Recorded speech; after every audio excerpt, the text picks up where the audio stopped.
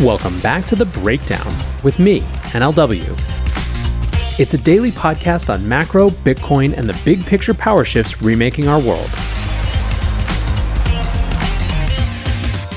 What's going on, guys? It is Tuesday, February 20th, and today we are talking about questions around Bitcoin. Before we get into that, however, if you are enjoying The Breakdown, please go subscribe to it, give it a rating, give it a review, or if you want to dive deeper into the conversation, come join us on the Breakers Discord. You can find a link in the show notes or go to bit.ly/breakdownpod. Hello, friends. Well, for the first time since the ETFs launched, there has been a bit of a dust-up from within the Bitcoin industry, and today we're going to talk about all of that. Coinbase has removed support for self-custodied Bitcoin from their merchant platform, Coinbase Commerce. The service allows merchants to accept crypto payments from their customer's token of choice, which is then automatically converted into USDC. Coinbase head of product Lauren Dowling explained the decision in a Twitter thread stating, "The new commerce product enforces the details of each payment on-chain, supports hundreds of assets native in ERC20s across Base, Polygon, and Ethereum, and automatically converts payments to USDC on-chain at a guaranteed rate to merchants. Delivering these same capabilities on the Bitcoin blockchain without smart contracts and stablecoins was challenging, and we therefore made the difficult decision to remove native Bitcoin and other UTXO support. Customers retain the ability to pay with UTXO assets like Bitcoin from their Coinbase account, which accounts for a significant portion of the Bitcoin volume we were seeing before making these changes. Since making the change, the results have brought us much closer to executing on our mission, seeing higher conversion rates, less manual effort, and glowing feedback from many merchants." Coinbase CEO Brian Armstrong added some further information behind the decision. He explained that the product is currently EVM-based for transactions from self-custodied wallets, and that he hopes to expand it to Bitcoin once Coinbase's Lightning integration has been completed. Armstrong wrote, "Zooming out, we think paying for stuff online with crypto won't really go mainstream until we get off layer 1 and reduce transaction fees and confirmation times. So we're trying to accelerate the move toward that world. I think the market for people paying for everyday items on layer 1 will be pretty small, regardless of what chain, maybe other than Solana.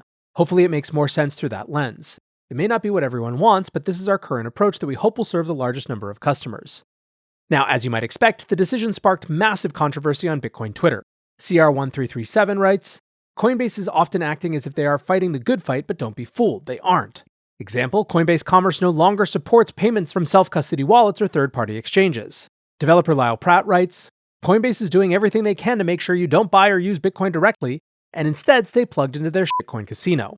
Crypto Mags writes, "Bitcoin companies integrate Bitcoin and Lightning payments seamlessly. Nostr has implemented Zaps, Bitcoiners are working on offline BTC transactions, and others are sending BTC via satellites and ham radio. But one of the largest exchanges cannot integrate Bitcoin because it's challenging?" Now, a slightly more nuanced take came from Austin Cornell, the head of crypto at Plaid, who says, "The Coinbase Commerce criticism of requiring a Coinbase account to pay with Bitcoin misses the bigger point. I too was disappointed at first, but Lauren Dowling lays out the trade-offs clearly. In order to compete with and ultimately replace fiat payments, crypto payments must be higher converting and at least as easy to use as fiat methods. We should have the open wallet debate only after getting merchant adoption. Coinbase's leading and Lightning Network support will help later on. Plus, where did all these paper hands come from? Who's spending their Bitcoin in a bull market anyway?"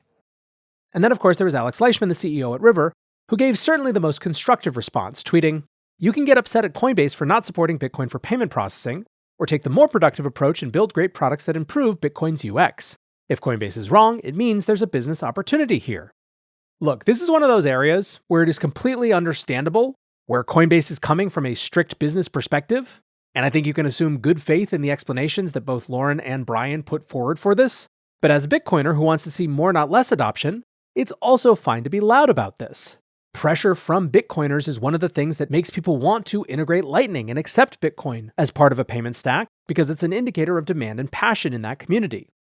Now, I certainly find myself in the less stressed out about this category, given that I really don't think many people are trying to spend their Bitcoin via Coinbase Commerce. But like I said, this is one of those areas where I think that being loud is basically all upside.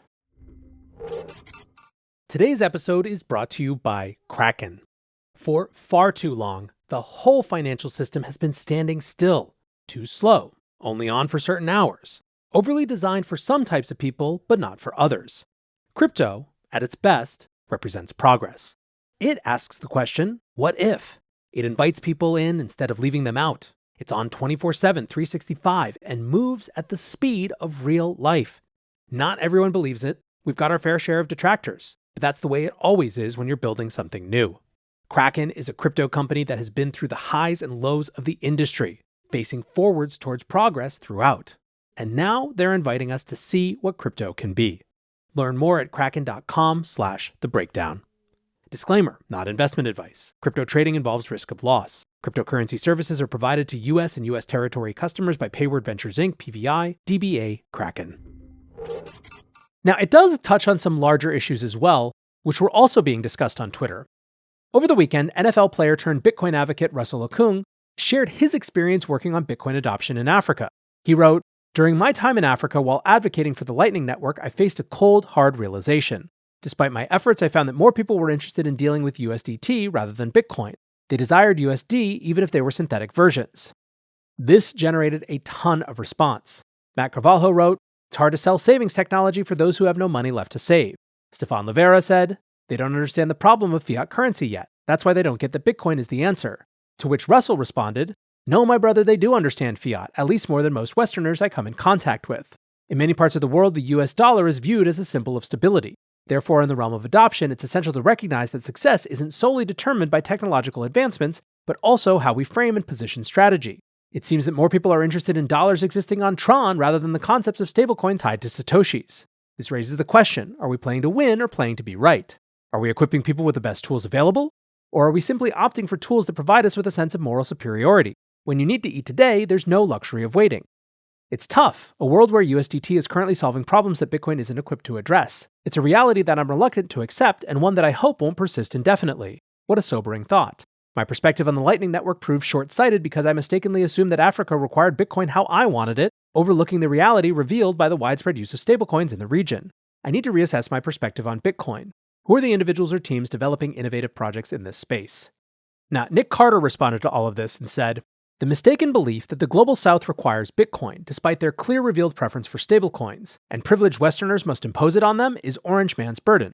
And he clarified many examples, not picking on Russell here. Bitcoiners are still deeply, deeply delusional about the prospects for Bitcoin as a medium of exchange.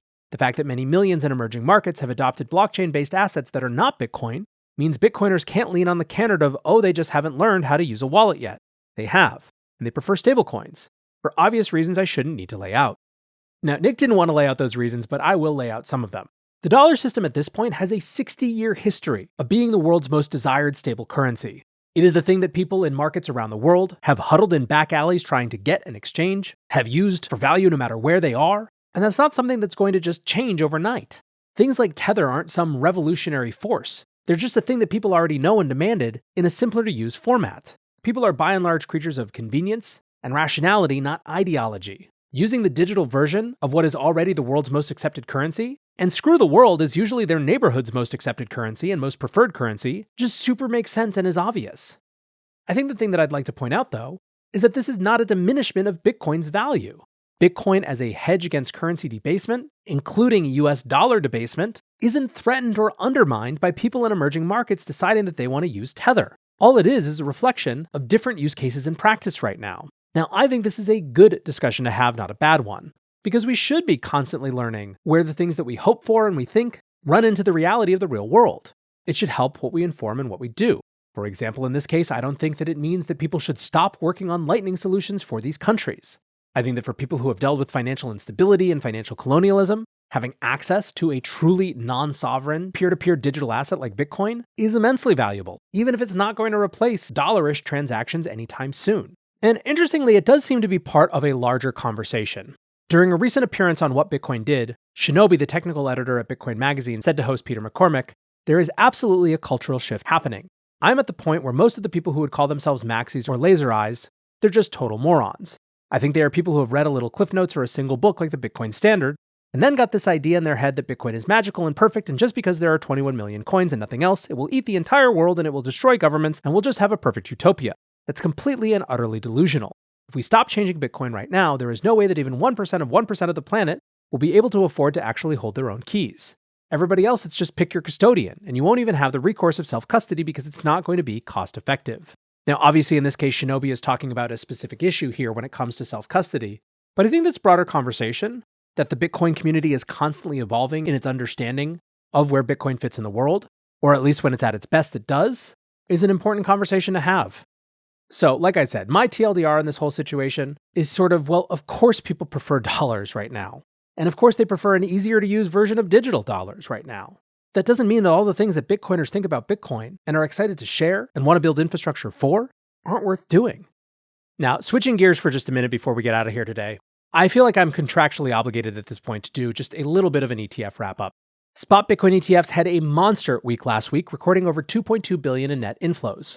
According to the latest CoinShares report, crypto funds received a record $2.45 billion in net inflows for the week. The difference was made up by $110 million worth of inflows for the ProShares Bitcoin Futures ETF, as well as smaller flows into international products and funds, which track other crypto assets. Last week saw inflows running at twice the pace of January's ETF launch week, outperforming the launch of the Bitcoin Futures ETF in October 2021 for the first time. Year-to-date net inflows for the 10 spot Bitcoin products is now $5.2 billion, with $6.7 billion in assets under management. Year-to-date net inflows for the 10 spot Bitcoin products is now $5.2 billion. CoinShares head of research James Butterfill said, "This represents a significant acceleration of net inflows distributed widely among various providers, indicating an increased interest in spot-based ETFs. According to CryptoQuant data, the new ETFs are now seeing volumes equivalent to 40% of the spot Bitcoin market across all centralized crypto exchanges. Taking a look at the individual issuers, BlackRock attracted $1.6 billion worth of inflows for the week, and their product now has $6.2 billion in AUM. The BlackRock product ranked number 2 in ETF inflows last week, only falling short of SPDR's most popular S&P 500 index fund." Nate Garassi, the president of the ETF store, put some context around this, saying, "There are more than 330 ETF issuers. BlackRock's iShares Bitcoin ETF alone has brought in more money this year than all but 4 of these issuers, including iShares itself.